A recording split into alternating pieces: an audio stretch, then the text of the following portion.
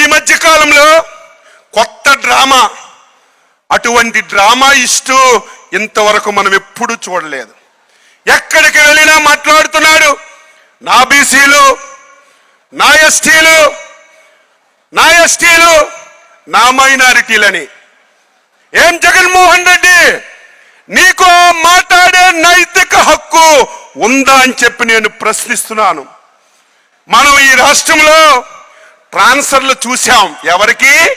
ఎంఆర్ఓలకి, ఎండిఓలకి, కలెక్టర్లకి, ఆఫీసర్లకి ట్రాన్స్ఫర్లు చూసాం. First time ఈ జగన్మోహన్ రెడ్డి ఎమ్మెల్యేలకి, ఎంపీలకి ట్రాన్స్ఫర్ చేయడం మొదలుపెట్టాడు. ఎక్కడైనా ఉందా? ప్రజలంటే అంత పనికిమాని వాళ్ళ కనిపిస్తున్నారా? నువ్వు ఏది గీస్తే దాన్ని అమలు చేస్తారని అనుకుంటున్నావా? నీ మతం ఏంటి? నా బీసీలు, నా ఎస్టీలు, నా ఎస్సీలు అంటున్నావు. 37 మందికి ట్రాన్స్ఫర్లు చేశాడు. 37 మందికి. అందులో 25 మంది మన బీసీలు, ఎస్సీలు, ఎస్టీలు. వాళ్ళే అమాయకులా? ఇప్పుడే పోతలపట్టు ఎమ్మెల్యే గురించి చెప్పాడు మా సోదరుడు. పోతలపట్టు ఎమ్మెల్యే, ఆయన చేసిన తప్పేంటి?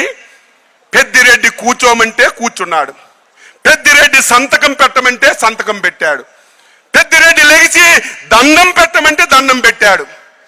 4.5 సంవత్సరాలు పెద్దిరెడ్డి చెప్పిందంతా చేస్తే ఈరోజు జగన్మోహన్ రెడ్డి ఆయన అవినీతి పరుడని, ఆయన మీద రిపోర్ట్లన్నీ వ్యతిరేకంగా వస్తున్నాయని ఒక దళితుడికి నువ్వు ఎమ్మెల్యే టిక్కెట్ ఇవ్వకుండా, ఏం నీకు దమ్ము ధైర్యం ఉంటే, నువ్వు నిజమైనటువంటి నాయకుడు అయితే పెద్దిరెడ్డి మీద ఎన్ని అవినీతి ఆరోపణలు ఉన్నాయో మీకు తెలుసు, వారి కుమారుడి మీద ఎన్ని అవినీతి ఆరోపణలు ఉన్నాయో తెలుసు.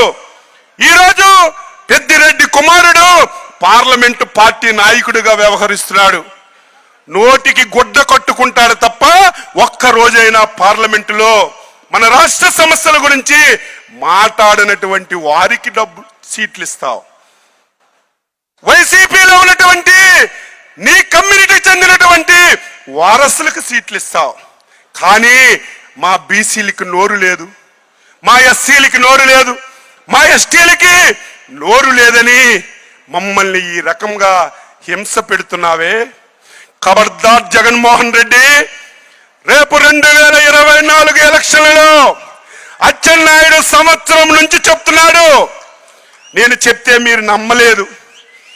ఈయనకి పెద్ద నోరుంది, మైకు పట్టుకుంటే మాట్లాడుతాడని చాలా మంది ఎగతాళి చేశారు.